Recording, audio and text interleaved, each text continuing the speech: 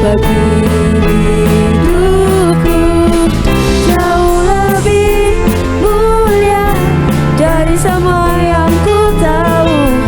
Namamu melekat di dalam jiwaku.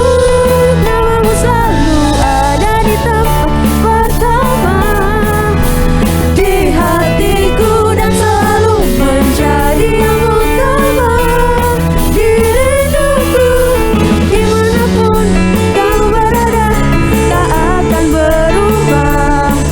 Namamu selalu berada di tempat pertama, di hatiku, dan selalu menjadi yang utama di rinduku. Dimanapun ku berada, tak akan berubah. Namamu selalu berada di tempat pertama, di tempat pertama, di tempat pertama. Wah. Allah Bapa adalah Allah yang setia. Dia tidak pernah meninggalkan kita. Dia selalu memperhatikan setiap anak-anaknya. Apa yang menjadi keperluan kita, kebutuhan kita, Dia menyediakan. Haleluya.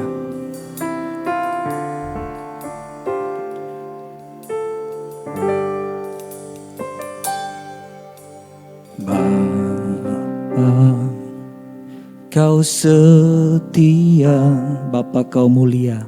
Bapa, Kau mulia. Tenanglah jiwaku, aman bersamamu. Bersama-sama. Lebih dari harta, Kaulah segalanya. Tenanglah jiwaku dalam hadirat-Mu.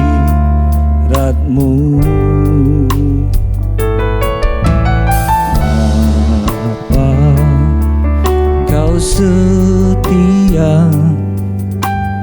Bapa, Kau mulia. Tenanglah jiwaku, aman bersamamu. Kau segalanya Bapa. Lebih dari harta, Kaulah segalanya. Tenanglah jiwaku dalam hadirat-Mu. Kau tunjukkan kasih setiamu. Kau menyediakan yang ku perlu. Kau setia, Kau mulia. Amin. Dulu, sekarang, dan selamanya. Kau tunjukkan kasih setiamu. Kau menyediakan yang ku perlu. Kau setia, Kau mulia. Bapa, Kau setia. Kau tunjukkan, Kau tunjukkan kasih setiamu. Kau menyediakan yang ku perlu.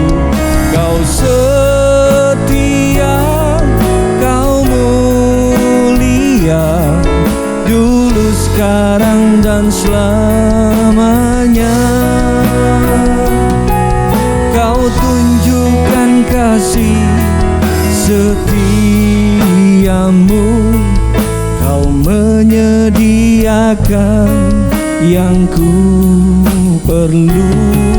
Kau setia, kau mulia. Kau setia, kau setia, kau mulia. Kau setia, kau mulia. Bapa, kau setia. Haleluya. Segala perkara dapat kutanggung di dalam Dia. Segala perkara dapat kutanggung di dalam Dia yang memberi kekuatan. Tuhan Yesus penolong dan sahabat. Tetap percaya Tuhan setia. Segala perkara dapat ku tanggung di dalam Dia yang memberi kekuatan. Oh, Tuhan Yesus penolong dan sahabat. Tetap percaya Tuhan setia. Segala perkara dapat ku tanggung di dalam Dia. Segala perkara dapat ku tanggung di dalam Dia yang memberi kekuatan. Tuhan Yesus penolong dan sahabat. Tetap percaya Tuhan setia. Tetap percaya, tetap percaya Tuhan setia. Tetap percaya Tuhan Yesus setia. Terima kasih Tuhan Yesus. Haleluya. Kami selalu memuji-Mu, berharap kepadamu Tuhan. Oh haleluya, haleluya. Terima kasih Tuhan. Kekuatan dari Engkau memampukan kami melewati saat-saat ini Tuhan. Haleluya. Amin.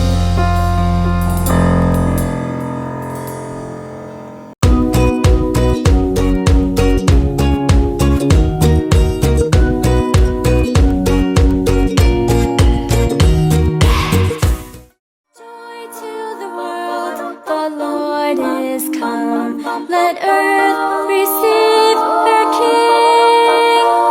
Let every heart prepare him room. And heaven and nature sing.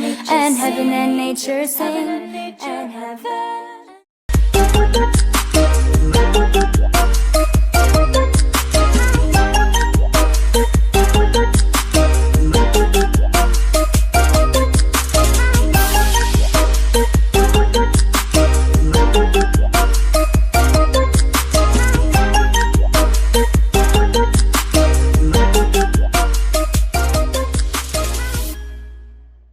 Shalom anak-anak, saudara-saudara, selamat bertemu dalam Bible Study for Kids kembali. Kita malam ini akan kembali belajar kebenaran firman Tuhan. Sebelumnya kita akan berdoa lebih dulu.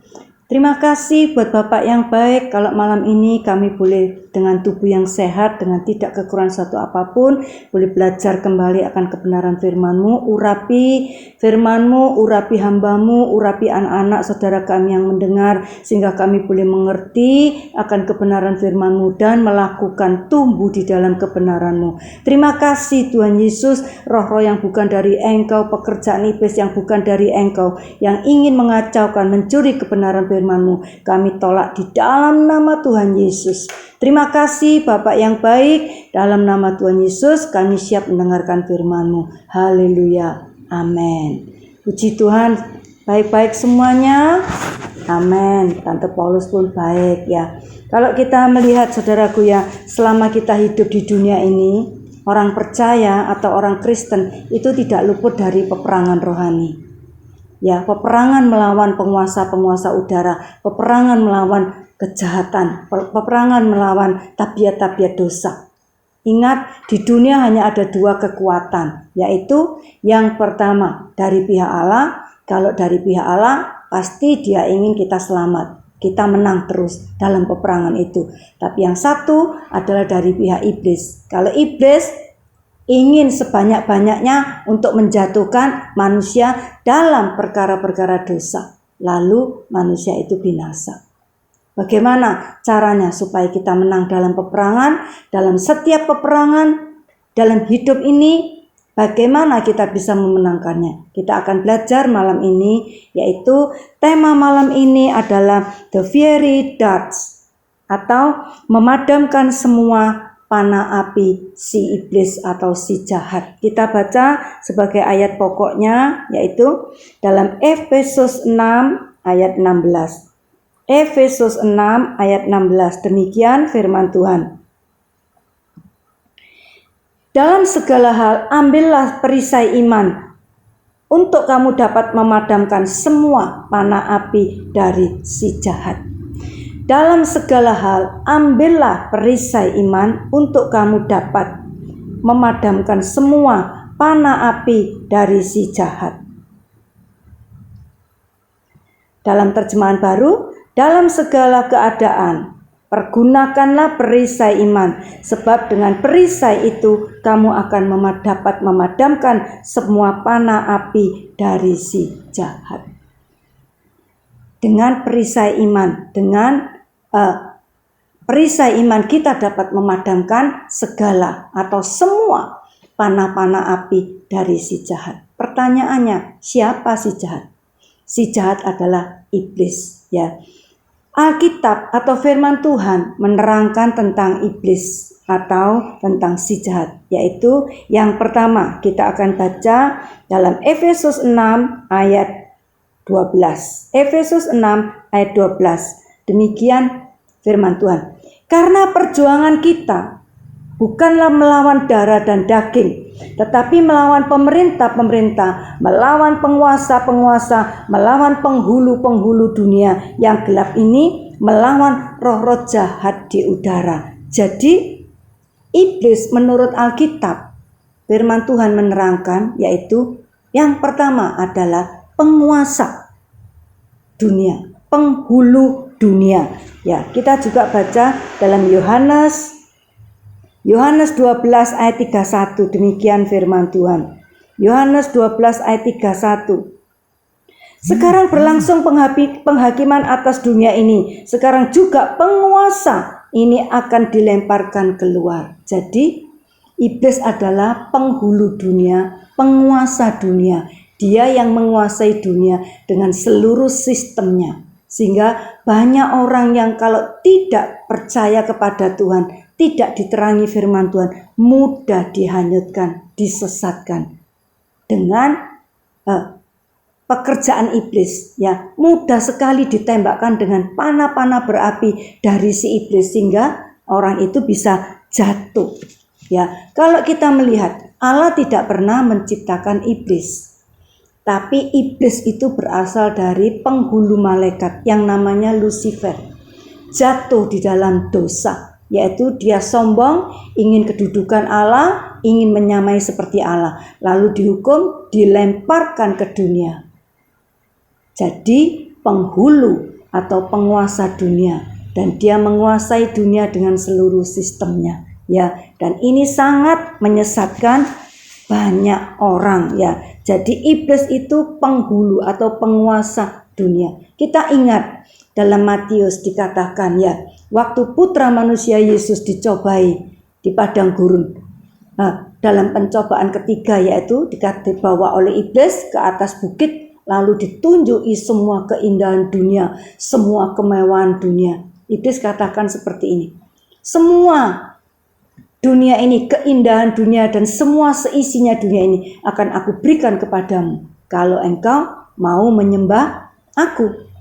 Jadi iblis punya kuasa, punya penguasa di bumi ini. Bumi serta isinya itu ada di genggaman iblis, ya, atas kehendak Allah, tapi tidak bisa melampaui daripada apa yang Tuhan gariskan, ya. Jadi iblis punya sejumlah kuasa, sehingga ketika dia menawarkan itu bukan berarti iblis itu omong kosong, bukan berarti iblis itu tidak punya dunia ini, tidak, dia punya. Disebut penguasa, penghulu dunia ini, ya. Sebab itu ditawarkan kepada putra manusia Yesus. Tapi putra manusia Yesus tahu kalau itu semuanya adalah cobaan atau godaan, sehingga dia mengatakan, tidakkah engkau tahu bahwa hanya Allah saja yang disembah? Lalu iblis diusir, ya. Jadi iblis adalah penghulu, penguasa di dunia ini. Yang kedua, apa yang dikatakan oleh firman Tuhan, ya? Apa yang dikatakan firman Tuhan tentang iblis, yaitu Yohanes 8 ayat 44, ya. Yohanes 8 ayat 44, demikian firman Tuhan. Iblislah yang menjadi bapakmu, dan kamu ingin melakukan keinginan-keinginan bapakmu. Ia adalah pembunuh manusia sejak semula dan tidak hidup dalam kebenaran, sebab di dalam dia tidak ada kebenaran. Apabila ia berkata dusta, ia berkata atas kehendaknya sendiri, sebab ia adalah pendusta dan bapak pendusta segala dusta. Jadi yang dikatakan oleh firman Tuhan, iblis itu bapak pembohong dan pembunuh manusia dari sejak mulanya. Dia selalu ingin menjatuhkan manusia sebanyak-banyaknya. Kalau bisa semuanya orang, termasuk orang percaya, termasuk orang pilihan Allah, kalau bisa dijatuhkan dengan panah-panah apinya, sehingga orang itu jatuh di dalam dosa, ya. Jadi bapak pembohong. Kalau kita hidup dalam kebohongan, kalau kita hidup dalam kebencian, sehingga kita timbul rasa benci, rasa lama-lama ingin membunuh, itu kita adalah anak-anak iblis. Kalau kita hidup dalam kebohongan, terus-menerus berbohong, sampai Amsal Sulaiman mengatakan nafasnya itu nafas bohong, itu bahaya, ya.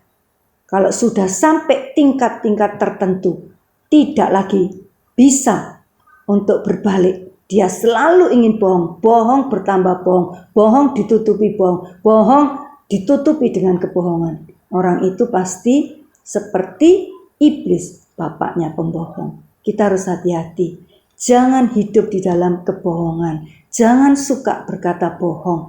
Jangan menyimpan kesalahan orang lain sampai timbul kebencian. Itu dikatakan oleh firman Tuhan. Orang yang benci itu seperti pembunuh, ya. Dan itu tidak masuk surga. Dan ini tipu daya iblis. Ini panah-panah api iblis yang ditembakkan terus kepada manusia. Orang kalau sudah tidak suka, ditembaki terus dengan rasa kebencian, sampai akhirnya timbul ingin membunuh. Ya, hati-hati. Kita mau belajar firman Tuhan malam ini supaya kita mengerti. Yang ketiga, apa yang diceritakan oleh Alkitab tentang iblis atau si jahat, yaitu kita baca dalam Sakaria 3 ayat 1. Kemudian ia memperlihatkan kepadaku imam besar Yosua berdiri di hadapan malaikat Tuhan, sedang iblis berdiri di sebelah kanannya untuk mendakwa dia. Jadi iblis itu pendakwa atau penuduh, ya. Mungkin pertama iblis itu dengan rayuan, dengan segala rayuan, dengan segala cara, dengan menembakkan panah-panah berapinya, dengan muslihatnya, dengan segala trik-triknya yang jahat, menggoda manusia. Ketika manusia itu sudah jatuh di dalam dosa, maka tinggal dia menuduh, dituduh habis-habisan. Memangnya engkau manusia jahat, memangnya engkau orang yang tidak bisa diampuni, memangnya engkau manusia yang berdosa, sehingga orang itu tertekan, putus asa, lalu bunuh diri. Contohnya Yudas. Ketika Yudas tergoda untuk menyerahkan gurunya, dan dia dapat imbalan 30 keping perak. Sesudah dia dapat, dia menyesal.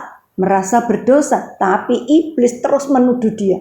Tidak mungkin kamu diampuni, tidak percuma kamu menyesal, percuma dituduh terus. Akhirnya Yudas tidak tahan lalu bunuh diri. Ini memang pekerjaan iblis, ini memang keadaan iblis, ini memang sifatnya iblis. Membuat orang jatuh di dalam dosa. Kalau sudah jatuh di dalam dosa, lalu dia dituduh habis-habisan. Sehingga tidak berdaya. Lalu bunuh diri.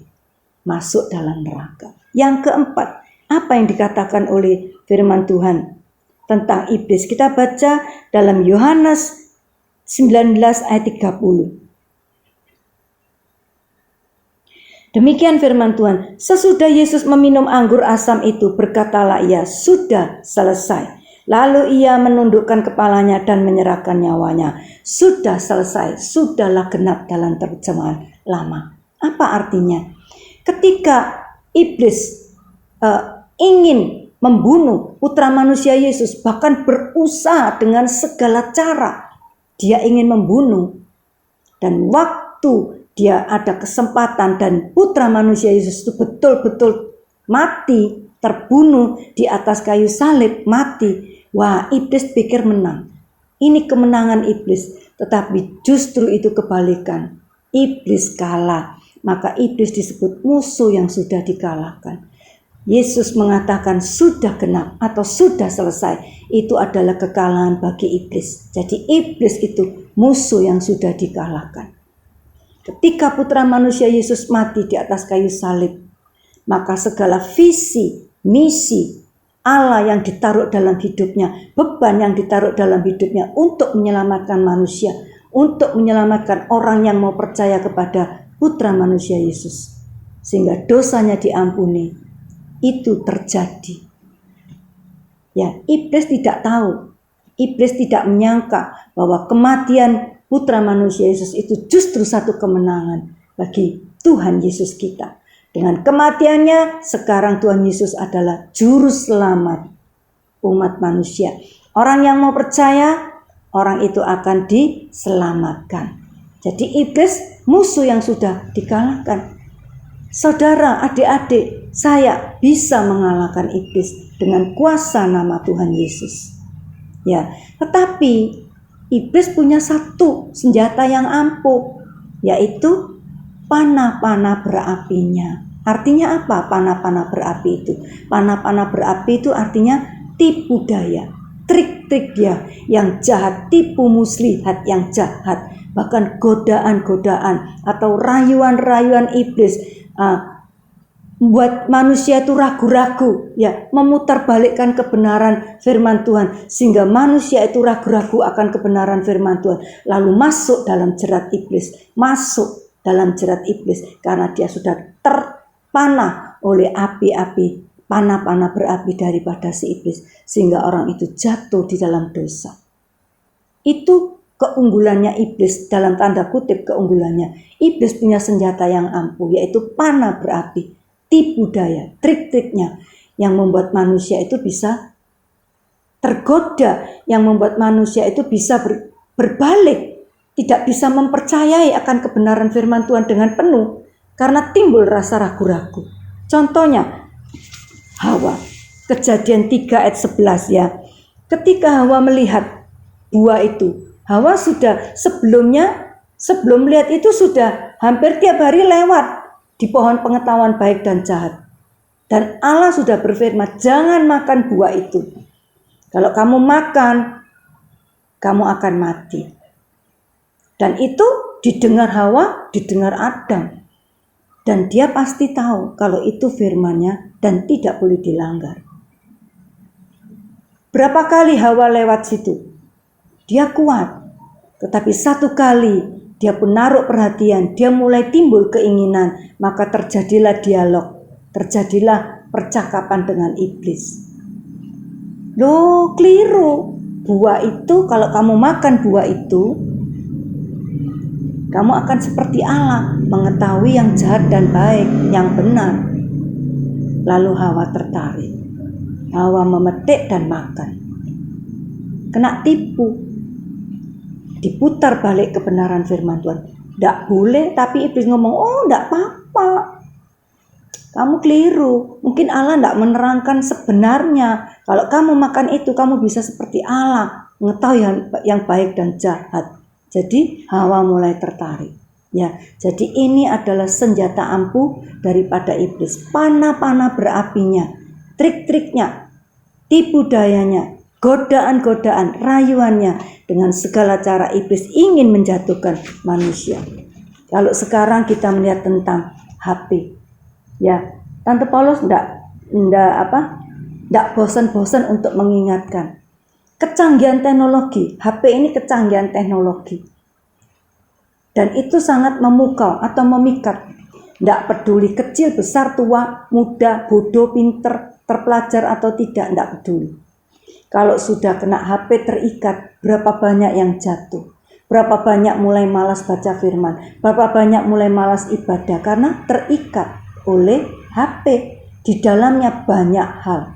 Mungkin kalau dulu belum ada HP, kita tidak mengetahui apa itu namanya YouTube. Kita tidak bisa mengetahui keadaan seluruh dunia. Dalam seketika itu, apa yang terjadi di dunia belahan dunia lain, kita bisa tahu. Tidak ada dulu. Tapi dengan adanya kecanggihan teknologi ini, sekalipun kita tidak ada di Amerika, kita bisa tahu apa yang terjadi di Amerika. Sekalipun kita tidak pergi ke Australia, kita bisa tahu. Dalam perkara-perkara yang baik ada, tapi dalam perkara-perkara dosa lebih banyak. Gambar-gambar porno, perkara-perkara porno, perkara-perkara kekejian, hoak, LGBT dan sebagainya. Tidak ada, seolah-olah tidak ada saringannya. Apa yang ada di dunia ini, dosa-dosa seks, dosa-dosa kekejian, dosa-dosa kejahatan, baik dalam keuangan, baik dalam moral, semuanya ada.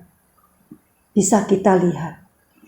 Kalau kita tidak hati-hati, kalau kita cuma ingin menuruti daging, HP ini bisa menghancurkan hidup jasmani, hidup rohani kita. Yang sekolah bisa malas, nggak belajar, hanya lihat HP saja, main game sampai berjam-jam, bahkan bisa semalam main game. Besoknya nggak bisa sekolah dengan baik. Juga dalam perkara-perkara rohani, banyak dosa-dosa yang bisa menular. Sehingga apa? Ini merupakan alat canggih daripada iblis, memakai kecanggihan teknologi itu, mengemas dosa dengan kecanggihan teknologi itu seolah-olah enggak apa-apa, biasa. Semua orang ya lihat. Akhirnya banyak orang yang jatuh, banyak orang yang terseret dalam perkara-perkara dosa. Pegang kendali. Apa yang kita butuhkan, mungkin pelajaran, mungkin baca Alkitab, mungkin apa, boleh. Tapi pegang kendali. Sesudah itu enggak usah menyimpang ke kanan atau ke kiri. Supaya apa? Supaya kita tersesat lebih jauh dalam perkara-perkara dosa. Ya, kita tahu siapa itu iblis, siapa itu si jahat yang selalu memanahkan panah-panah berapinya. Kita tahu sekarang, supaya kita tidak jatuh, tetapi kita justru memenangkan peperangan ini, baik secara rohani maupun secara jasmani. Ya, kita melihat poin yang kedua. Bagaimana caranya? Bagaimana caranya memadamkan panah-panah si jahat atau panah api daripada iblis? Kita baca ayatnya. Ya, Tuhan sendiri sudah memberikan caranya, tertulis di dalam Alkitab. Tinggal kita praktek. Hari ini kita belajar, lalu kita praktek supaya kita tidak kalah. Dalam setiap peperangan kita tidak mudah dikalahkan oleh pekerjaan iblis. Efesus 6 ayat 13. Bagaimana caranya memadamkan api, panah-panah api dari si jahat? Yaitu, sebab itu ambillah seluruh perlengkapan senjata Allah, supaya kamu dapat mengadakan perlawanan pada hari yang jahat itu, dan tetap berdiri sesudah kamu menyelesaikan segala sesuatu. Ambillah selengkapnya seluruh perlengkapan senjata Allah. Jadi kita butuh senjata Allah. Harus kita pakai semuanya untuk melawan panah-panah api itu dari si jahat. Kita butuh. Kita melawan iblis, peperangan rohani tidak bisa dikalahkan. Kita memakai senjata, mungkin tembak, mungkin apa saja, tidak bisa. Karena itu peperangan di dalam alam roh, peperangan yang jauh lebih canggih daripada peperangan secara jasmani. Jadi kita butuh seluruh perlengkapan senjata Allah. Kita pakai semuanya. Kita lihat apa saja, ya. Apa saja, ada 5 atau 6 senjata Allah yang kita perlu pakai dalam hidup sehari-hari. Maka saat peperangan dengan pekerjaan iblis, dengan kuasa-kuasa iblis, ataupun dengan panah-panah api daripada si jahat itu, kita menang. Kita nggak perlu kalah. Yang pertama, yaitu senjata yang pertama, yaitu Efesus 6 ayat 14. Efesus 6 ayat 14, demikian firman Tuhan. Jadi berdirilah tegap, berikat pinggangkan kebenaran dan baju sirahkan keadilan. Berikat pinggang kebenaran, berbaju sirahkan keadilan. Kita tahu, adik-adik semuanya, saudara-saudaraku, kita tahu apa yang dimaksud kebenaran. Kebenaran itu yaitu firman Allah. Yohanes 17 ayat 17 itu firman. Kebenaran itu firman Tuhan. Apa artinya kita berikat pinggangkan? Artinya kita melekat, ya. Orang laki-laki kalau mau pakai celana pakai sabuk, ya, itu mengikat. Terikat. Kita terikat, hidup kita terikat dalam kebenaran firman Tuhan. Jalan-jalan hidup kita selalu terikat atau ada dalam realnya Allah. Firman Allah itu adalah koridor, adalah jalan kita. Jadi kita jangan keluar daripada kebenaran firman Tuhan. Kita kalau keluar dari kebenaran firman Tuhan, itu berarti kita pakai kekuatan sendiri, ya. Kita baca ayatnya dalam Mazmur 119 ayat 105. Mazmur 119 ayat 105. Demikian firman Tuhan. Firman-Mu itu pelita bagi kakiku dan terang bagi jalanku. Jelas. Firman Tuhan, kalau kita punya kebenaran itu seperti dikatakan kita punya sulu atau punya senter, ya. Kalau sekarang mungkin senter di kaki kita, punya sulu, punya penerang di jalan kita. Sehingga kita jalan di jalan yang terang. Kita bisa membedakan, oh ini dosa, ini tidak. Oh ini jahat, ini tidak. Oh ini kehendak Allah, ini kehendak daging. Kalau kita punya kebenaran firman Tuhan, kita bisa berjalan seperti itu. Jadi kalau iblis tawarkan, oh enggak, ini dosa. Sudah tahu, dia tidak akan jalan seperti itu. Oh ini logika manusia, oh ini pendapat manusia, oh ini penuh kedagingan. Tidak mau. Mungkin diajak teman-teman mencuri bareng-bareng satu kelas. Ayo kita mencuri satu kelas bersama-sama. Menurut dunia ya nggak apa-apa. Semua satu kelas, sama saja orang. Tapi kita tidak, beda. Nyontek satu kelas. Kita nggak mau. Mungkin dalam hidup ini seolah-olah sulit. Kita beda dari yang lain karena kita hidup dalam kebenaran. Kita tidak ikut cara hidup mereka. Kelihatannya kita beda. Seolah-olah aneh. Tapi jangan takut, Tuhan ada di pihak orang yang benar. Nanti Tuhan membela kita. Kalau kita punya kebenaran firman Tuhan, kita bisa hidup di dalam terang firman Tuhan. Maka kita tidak hidup dalam kegelapan. Maka panah-panah api daripada iblis, tawaran-tawaran dosa, tawaran godaan-godaan rayuan daripada iblis, panah-panah berapi iblis, kita bisa menangkis dengan kebenaran firman Tuhan. Karena kita bisa melihat hidup di dalam terang, ya. Contohnya dalam Matius 5 ayat 38, ya. Matius 5 ayat 38. Ini kebenaran manusia. 38.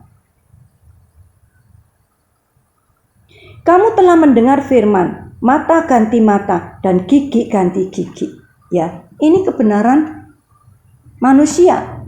Kalau kamu pukul, aku pukul balik. Kamu pukul 2, aku pukul 3. Lalu lawan kita pukul lagi, pukul. Menurut dunia, imbas. Kamu pukul, aku pukul balik. Kamu kata-katai, aku kata-katai balik. Imbas, sama. 1 lawan 1. Tetapi sebetulnya tidak seperti itu. Ujungnya panjang. Karena apa? Yang kalah pasti dendam. Berusaha untuk balas lagi. Nanti satunya kalah, balas lagi. Tidak ada selesainya. Jadi permusuhan itu bisa seumur hidup. Ditanamkan sampai akhirnya timbul kebencian dan bisa membunuh.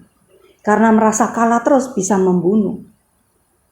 Tapi kebenaran firman Tuhan tidak seperti itu. Kita baca dalam Matius 5 ayat 44. Tetapi aku berkata kepadamu, kasihilah musuhmu dan berdoalah bagi mereka yang menganiaya kamu. Dalam Rum dikatakan, jangan membalas jahat dengan jahat, tapi beri keluasan untuk aku membalas. Itu adalah firman Tuhan.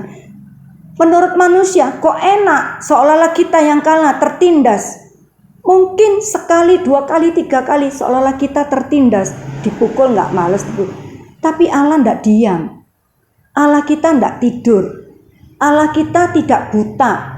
Allah kita tidak tuli yang tidak bisa mendengar teriakan kita minta tolong. Tidak. Kalau kita sungguh-sungguh percaya akan firman Tuhan, ingin menyelesaikan masalah ini, mungkin dibully sekali, 2 kali, 3 kali, pasti kita merasa tidak enak. Tapi kalau kita percaya betul-betul firman Tuhan, serahkan, pembalasan ada di tangan Tuhan. Nanti musuh itu akan didamaikan dengan kita. Dengan caranya Allah, bukan dengan kekuatan kita. Enggak.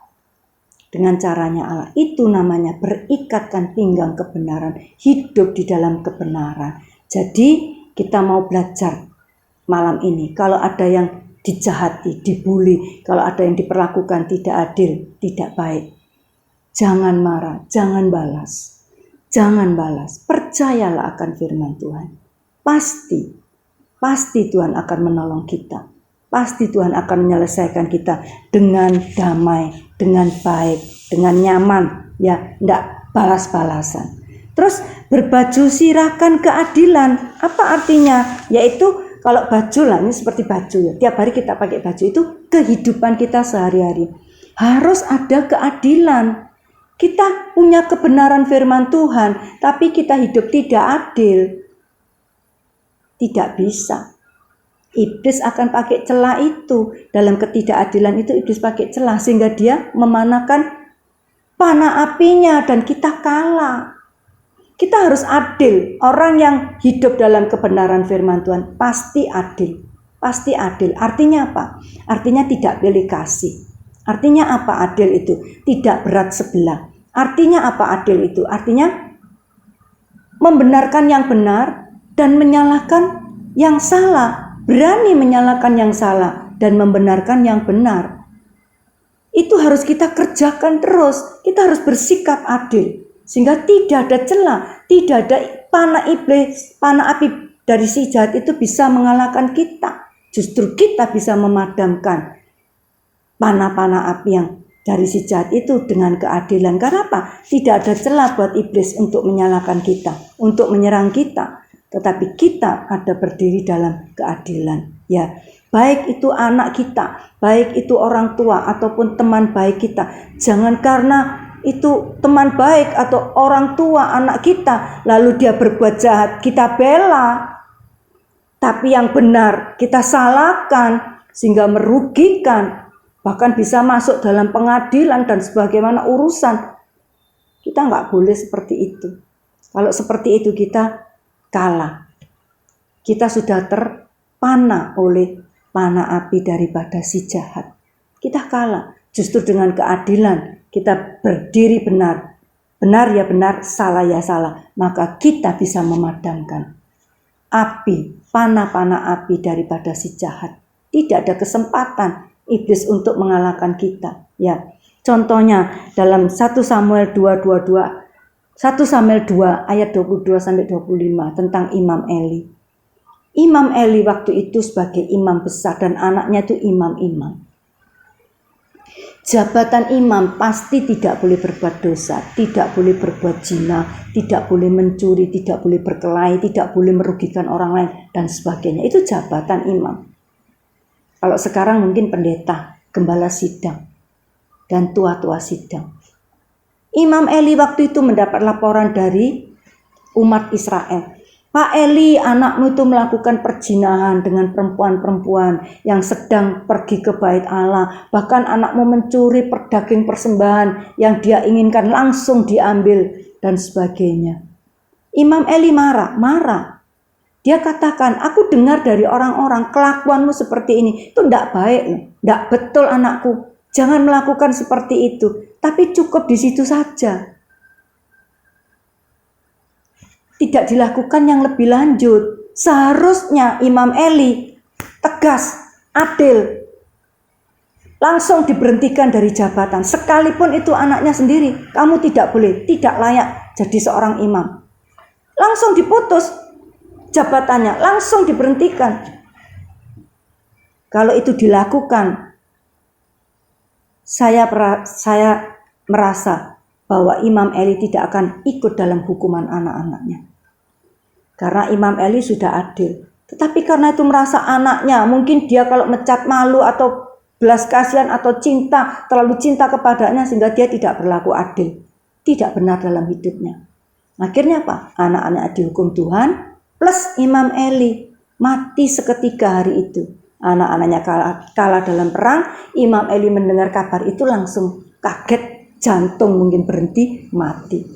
Ya, biar kita mau belajar. Tidak cukup hidup benar, tapi kita juga harus bersikap adil.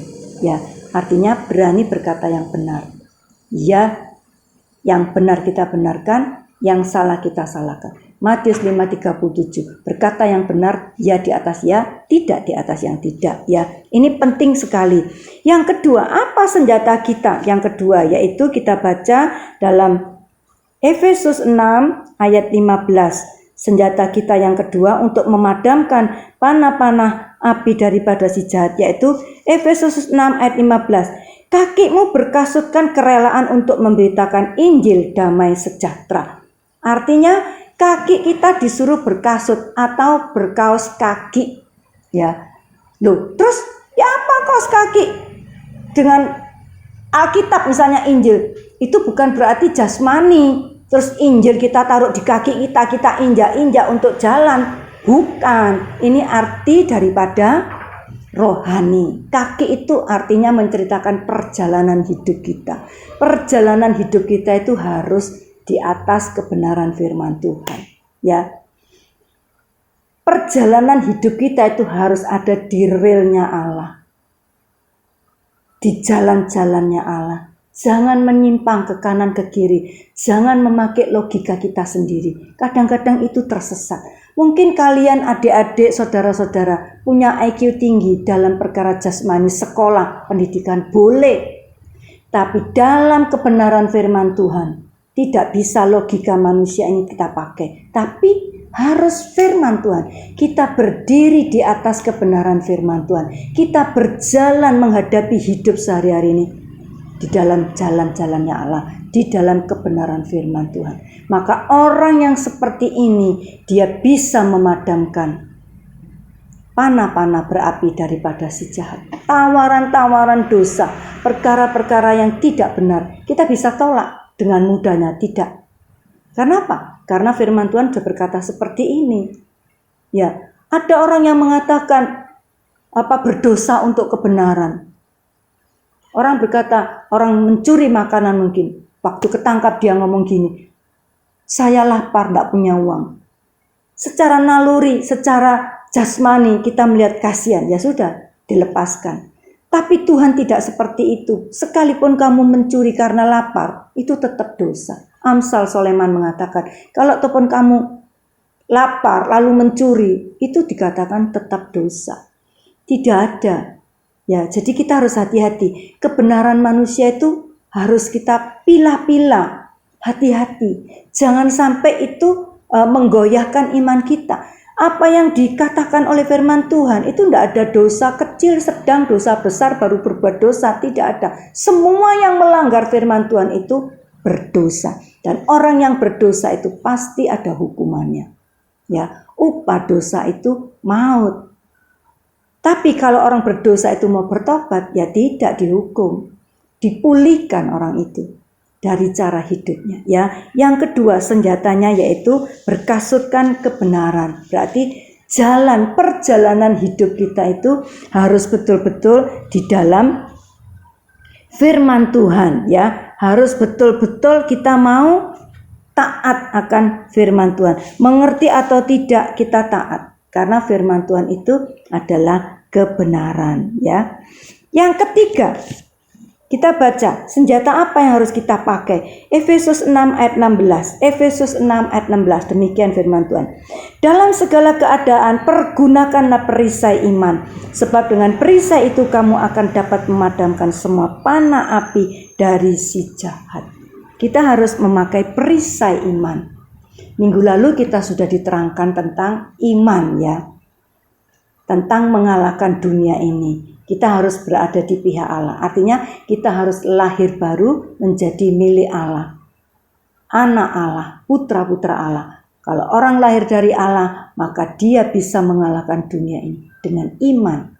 Ya, kita juga akan melihat sedikit tentang perisai iman, ya. Jadi kita sudah tahu iman itu apa? Iman itu dasar, ya. Kita baca aja, kita ulang kembali daripada lupa. Ibrani 11 ayat 1.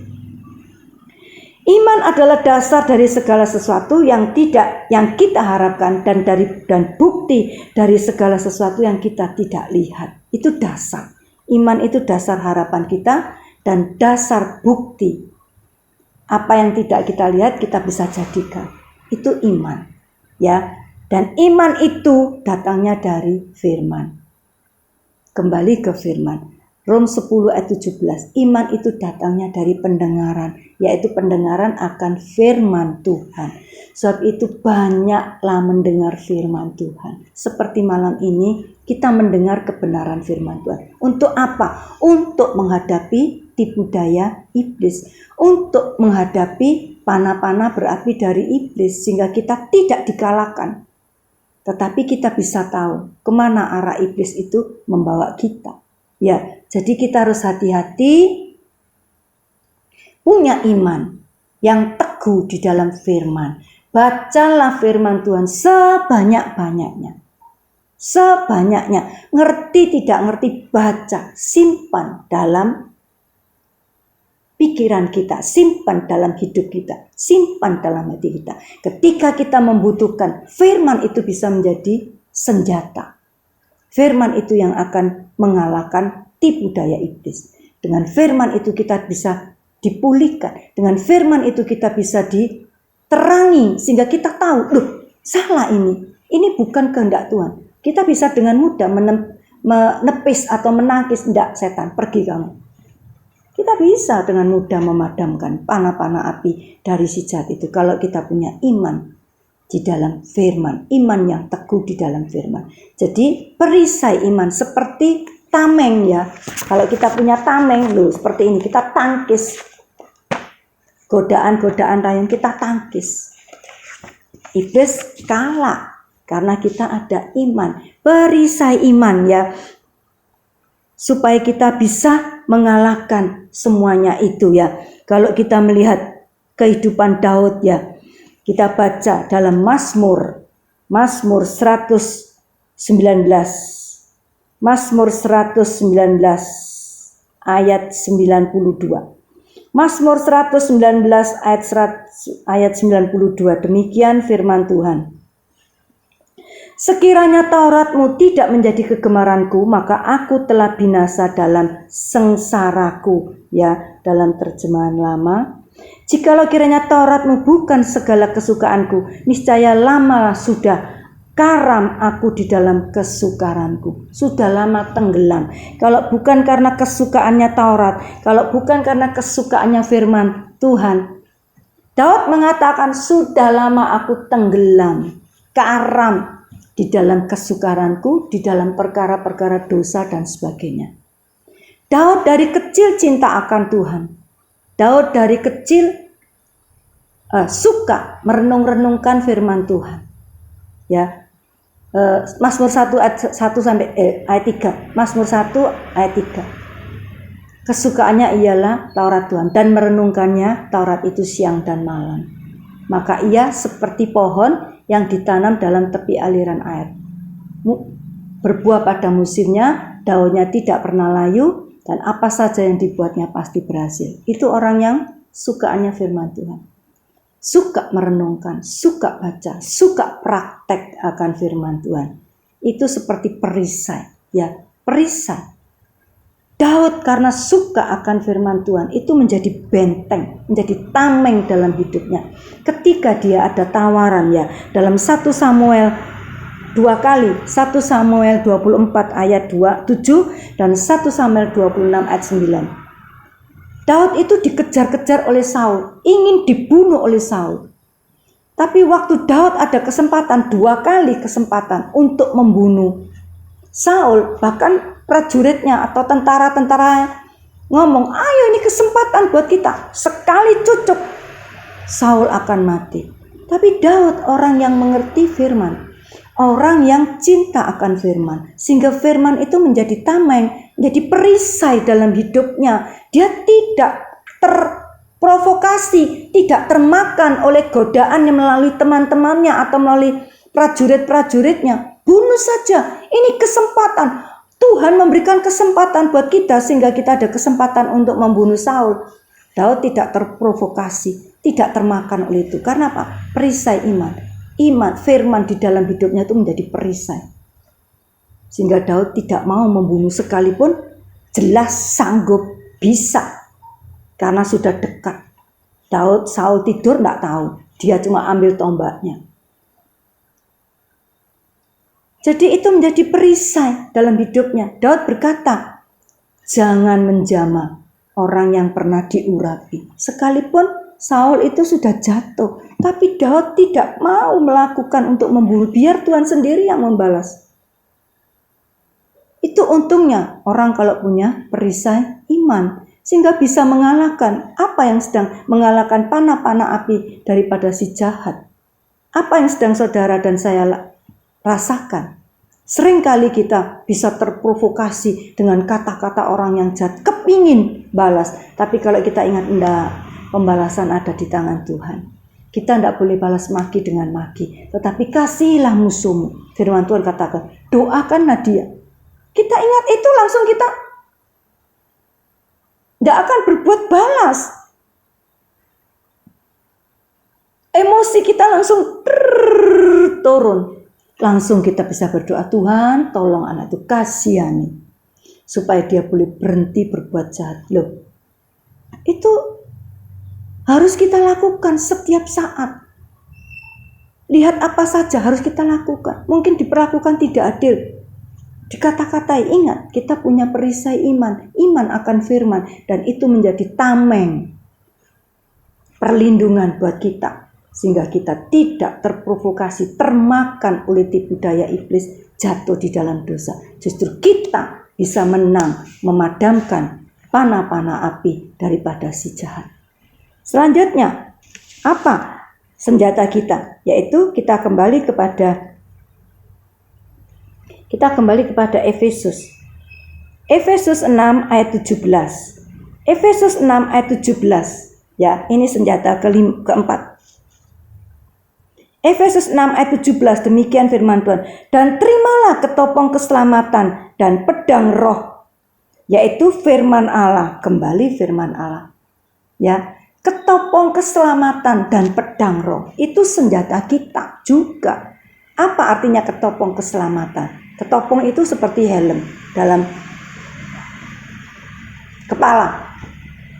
Orang yang sudah diselamatkan, kita yang sudah ditebus oleh Tuhan, kita sudah jadi putra-putra Allah, percaya kepada Tuhan, dosa kita ditebus dan kita diselamatkan, maka cara pikir kita harus punya pikiran Kristus, ya. Pakailah ketopong keselamatan, helm seperti helm keselamatan. Kita mau pakai pikiran Kristus di dalam pikiran kita. Kita tidak boleh pakai pikiran kita sendiri. Bukan berarti kalau saudara mau belajar terus pakai pikiran Allah, enggak. Maksudnya bukan seperti itu. Dalam keadaan sehari-hari mau makan, mau mandi, mau sekolah, mau berteman, itu kita pakai logika kita. Kita diberi logika, kita pakai. Tapi dalam keputusan-keputusan, biar keputusan itu kita cocokkan. Kalau kita menghadapi tantangan, kalau kita menghadapi tawaran-tawaran iblis, kalau kita menghadapi trik-trik daripada iblis, panah-panah api daripada iblis, itu kita butuh pikiran Kristus. Ya, kita orang yang sudah diselamatkan itu berarti kita bisa menguasai pikiran kita dengan pakai pikiran Kristus. Kita baca ya dalam 1 Korintus 2 ayat 16. 1 Korintus 2 ayat 16. Sebab siapakah yang mengetahui pikiran Tuhan sehingga ia dapat menasihati dia? Tetapi kami memiliki pikiran Kristus. Jadi orang yang sudah diselamatkan itu punya pikiran Kristus. Cara berpikirnya seperti Kristus berpikir. Kalau menghadapi orang berdosa, kita tidak perlu sampai ketularan. Kalau kita menghadapi orang yang jahat, tidak perlu kita balas. Kalau menghadapi orang yang sombong, kita tidak perlu sama sombongnya. Justru kita harus rendah hati. Itu cara pikir Kristus, itu orang yang punya pikiran Kristus. Dan kalau orang punya pikiran Kristus, kita bisa memadamkan panah-panah berapi dari si jahat. Kita baca 2 Korintus 2 ayat 11. Supaya iblis jangan beroleh keuntungan atas kita, sebab kita tahu apa maksudnya. Dalam terjemahan lama lebih bagus. Supaya jangan kita dikalahkan oleh daya iblis, karena kita mengetahui muslihatnya. Jelas. Kita tahu dibawa kemana arah ini. Kita tahu mau dibawa kemana arah daripada perbuatan kita. Kalau kita mau dibawa ke arah melenceng, dibawa arah perkara dosa, kita sudah tahu. Oh, ini kalau berbuat seperti ini dosa. Enggak. Saya tidak mau. Saya tidak ikut. Kita tahu. Tipu daya iblis kita tahu. Mau dibawa kemana. Jadi orang yang punya pikiran Kristus itu bisa tahu. Mau dibawa kemana arahnya. Jadi kita harus belajar sungguh-sungguh akan firman Tuhan. Kita simpan, kita hidupi, kita taruh dalam hati kita. Sehingga kita mengerti, lalu kita bertindak, berbuat seperti apa yang Tuhan kehendaki. Bukan dengan pikiran kita sendiri ya. Kadang-kadang kita itu bisa tersesat kalau kita pakai pikiran sendiri. Menurut kita kelihatannya seperti baik-baik saja. Mungkin kita ada dapat, mungkin job apa saja kalau sudah kerja. Wah, kelihatannya untungnya besar. Tapi kalau kita tahu ujungnya itu jahat, ya kita tidak mau ambil. Jangan ambil dalam perkara-perkara dosa. Ya, kalau kita misalnya orang lain pakai aspal, cara-cara aspal asli tapi palsu, menjual hal-hal yang seperti ini, kita tahu itu berdosa, kita nggak perlu melakukannya. Berkat itu datangnya dari Tuhan. Kita mau hidup benar, kita mau hidup jujur. Juga dalam pergaulan-pergaulan anak-anak mungkin yang sedang lagi berpacaran, kita pacaran dalam terang firman Tuhan. Jangan melanggar hak-hak suami istri. Mungkin orang dunia itu sudah biasa. Masa zaman sekarang kita pacaran seperti ini, sepi-sepi saja. Tidak, itu yang paling benar. Jangan melanggar hak-hak suami istri. Ya, melakukan perbuatan-perbuatan suami istri sebelum masuk dalam pernikahan itu dosa. Sekalipun orang dunia sudah tidak ada batasnya dalam berpacaran, sekalipun orang dunia melakukan perkara kita tahu itu melanggar. Kita tidak boleh. Jagalah kesucian hidup nikah, baik masih bujang ataupun yang sudah menikah. Tetap kita harus menjaga kesucian hidup nikah. Jangan sampai kita langgar, najis tempat tidurnya. Ibrani dikatakan jangan menajiskan tempat tidur ya. Biar kita mau sungguh-sungguh belajar firman Tuhan dan kita taati. Baik mulai dari pergaulan masa kanak-kanak masa remaja, dalam pacaran, ataupun yang sudah bekerja, berkeluarga, biar kita mau pakai pikiran Kristus, ketopong keselamatan. Orang yang sudah diselamatkan, dia punya pikiran Kristus. Dia akan berjalan dengan firman Allah, pedang roh, sehingga dia mampu memadamkan panah-panah berapi daripada si iblis ya. Kita melihat selanjutnya yaitu yang terakhir ya. Senjata apa yang kita pakai yang terakhir, yaitu tentang doa ya. Dalam segala hal, dalam segala doa dan permohonan, berdoalah setiap waktu di dalam roh dan berjaga-jagalah di dalam doamu, itu dengan permohonan yang tak putus-putusnya untuk segala orang yang kudus, dengan berdoa. Kita sudah belajar banyak tentang doa. Berdoalah dua arah, jangan berdoa satu arah. Itu artinya kita cuma menyampaikan permohonan. Kita tidak tunggu dari balasan Allah. Berdoalah dua arah. Sesudah menyembah, sudah berdoa, bertekun, kita menunggu jawaban Allah. Berdoalah, Tuhan pasti jawab. Ya, Yeremia 33:3. Berdoalah maka aku akan menyaut dari tempat yang tinggi dan memberitahukan hal-hal yang tersembunyi yang tidak kita ketahui. Itu Tuhan sanggup menolong. Doa itu ada macamnya, doa bilik. Kita masuk kamar, kita kunci, kita punya hubungan baik dengan Tuhan. Lalu doa senantiasa 1 Tesalonika 5:17. Dalam keadaan mungkin kita sedang belajar, sedang sekolah, sedang apa saja, kita tetap menjaga hubungan baik dengan Tuhan. Seperti handphone ada sinyalnya ya. Dan 1 Tesalonika 5:10 ada hubungan baik. Baik kita tidur, baik kita berdiri, baik kita siuman, kita punya hubungan baik dengan Tuhan. Maka orang yang seperti ini pasti mudah memadamkan panah-panah api daripada si iblis. Banyak-banyak doa. Jangan malas berdoa. Iblis selalu menggagalkan. Kalau kita ingin doa pasti ada saja. Karena itu tahu. Iblis dia tahu senjatanya kita untuk menang atas dia. Memadamkan panah-panah api dari dia. Itu doa, firman, bersekutu, cinta akan Tuhan. Pasti iblis tahu. Sebab itu kadang-kadang kita kalau mau berdoa ada saja alasannya. Kalau baca firman ada saja alasannya. Kalau buka HP, YouTube berjam-jam tidak merasa terganggu. Bandingkan, renungkan. Itu godaan iblis. Caranya kita lawan. Enggak, aku harus berdoa. Aku harus baca Alkitab. Aku harus makan firman Tuhan sebanyak-banyaknya. Supaya aku bisa memadamkan panah-panah api daripada si jahat. Kesimpulannya yaitu iblis akan selalu mencari celah untuk dapat menembakkan panah-panah apinya. Tetapi bagi orang yang bisa memakai selengkap senjata Allah, maka mampu memadamkan panah-panah api si jahat dan menang atas tipu daya iblis. Selalu menang dan menang dan menang dan menang. Puji Tuhan, firman Tuhan sampai di sini, kita akan tutup dalam doa.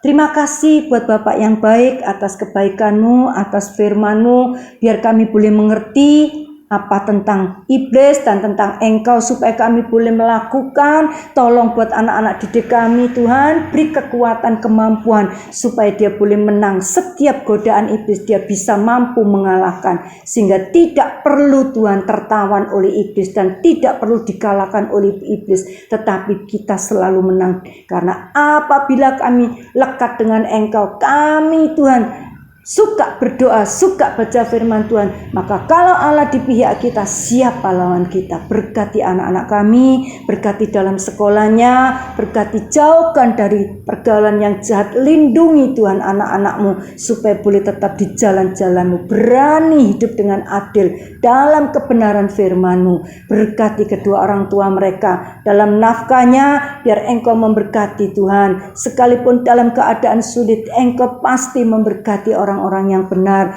karena orang benar tidak pernah meminta-minta, itu adalah janji-Mu. Berkati nafkah mereka, berkati anak-anak kami dalam ke sekolahnya, dalam kesehatannya. Terima kasih Bapak yang baik, kami percaya firman-Mu tidak akan kembali sia-sia. Dalam nama Tuhan Yesus kami sudah berdoa dan mengucap syukur. Amin. Puji Tuhan. Sampai jumpa minggu depan.